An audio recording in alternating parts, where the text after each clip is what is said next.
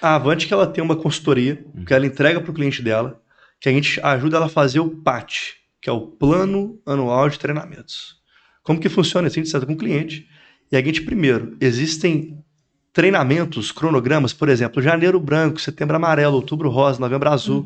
A maioria dos RHs vai contratar isso no mês. Por quê? O que acontece? Né? Quando vai chegar no mês, a própria imprensa, a própria sociedade, ela começa a criar um clima. Ó, chegamos no setembro amarelo, prevenção ao suicídio. Só que o RH está na emoção ainda, a empresa está na emoção, e o empresário fala assim, nós não temos nenhuma campanha para o setembro amarelo, o cara tem que comprar no dia.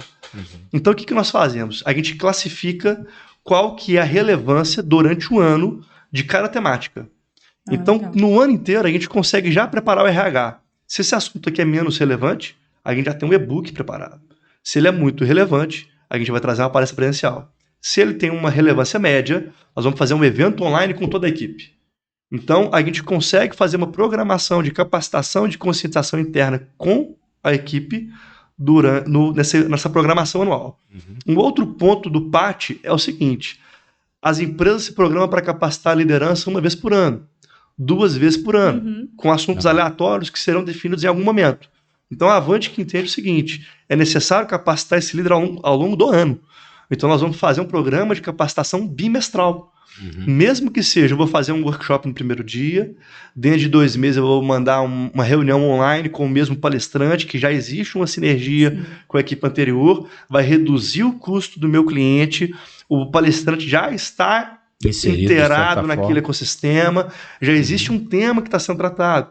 Passou mais 4 meses, eu pego esse grupo e levo para um evento presencial. Talvez com menor custo. Chegou no final do ano, a gente vai para uma palestra motivacional. Então, você cria uma cultura de capacitação com a liderança com um orçamento. O que ele precisa entender? Se eu tenho 100 mil reais e eu dividir que 30% desse orçamento eu vou capacitar a minha hierarquia de liderança, eu tenho que ter um cronograma. Dentro desse cronograma, o que eu vou fazer? Quais as modalidades que eu vou trabalhar o ano inteiro. Legal. Isso é fundamental. Isso é Show de bola. Dentro do que você está falando aí, Bruno, quais são as tendências de mercado aí para treinamento e desenvolvimento? Tendência de mercado, olha só. Muita gente fala que agora é só online. Aí tem outros que falam assim, o presencial voltou com tudo. Né? Então existem aqueles... A pandemia ficou muito... O online muito forte, por obrigatoriedade, né? A gente não tinha nem condição. Então, muitos colegas nossos, nesse mercado de banco de palestrantes, nós somos amigos, né? Os empresários de banco de palestrantes, a gente não tem aquela concorrência que se degladeia em muitos mercados, né? Não tem esse problema. Compete, né? Não tem essa competição pesada, porque o mercado ele é muito grande, né? Então, hoje existe mercado para todos nós. Mas o online, a gente foi forçado e muitos colegas quebraram, infelizmente, muitos amigos desse segmento. A gente conseguiu se reinventar por meio dos livros. Então, o pessoal falou assim, agora é o online. Vai ficar online. O online veio para ficar. Aí depois veio o pessoal, não, presencial voltou. Tem aqueles que criam tendências e tem aqueles que seguem tendências. E por último, tem aqueles que simplesmente têm a solução do tamanho certo para o tamanho do problema certo. Então assim, o online é melhor que o presencial? Não. O presencial é melhor que o online? Não. Qual que é o problema que você tem? O empresário precisa ter esse discernimento. O RH precisa ter esse discernimento. Qual que é o tamanho desse problema? Esse problema será resolvido com a palestra online.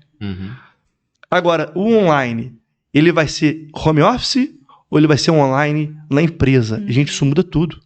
O empresário, o funcionário, quando você acorda, toma banho, toma um café, entra no seu carro ou entra no ônibus ou pega o metrô, chega na empresa, cumprimenta o pessoal, senta na sua cadeira, você despertou ali bilhões de neurônios, não vou saber precisar o número. Se a pessoa só levantou, botou só a camisa porque ela está com o pijama por baixo, sentou na frente do computador para ver um treinamento online, ela despertou lá 30% das sinapses mentais dela. Ela vai reter bem menos informação. O relacionamento emocional dela com o conteúdo vai ser muito menor. Se ela chegar numa empresa onde ela conhece todo mundo, ela vai ter X áreas do cérebro que serão conectadas. Se ela vai para um evento presencial externo, com um palestrante externo, com pessoas diferentes, conhecendo pessoas diferentes, ela vai trabalhar outras partes do cérebro, ela vai ter outro tipo de retenção. De conexões. A experiência do aprendizado, o RH precisa ter essa clareza. Então, eu entendo que o empresário, Hoje ele não sabe a diferença de um curso para um treinamento. Ele não sabe a diferença de mentoria para consultoria. Ele não sabe a diferença de palestra para workshop. Talvez até aí Tá bem similar. tá até mais claro, né? Mas ele tem que ter um mínimo de conhecimento. O RH precisa ter mais conhecimento ainda. Ele precisa se aprofundar. Então, a experiência do funcionário, do colaborador, na hora da aprendizagem, é fundamental para o resultado da empresa. Senão, você vai gastar recurso, vai investir, vai ser gasto, não vai ser investimento. O cara vai gastar, ele não vai reter e não vai resolver o problema da empresa. Não vai conseguir mensurar resultados, etc.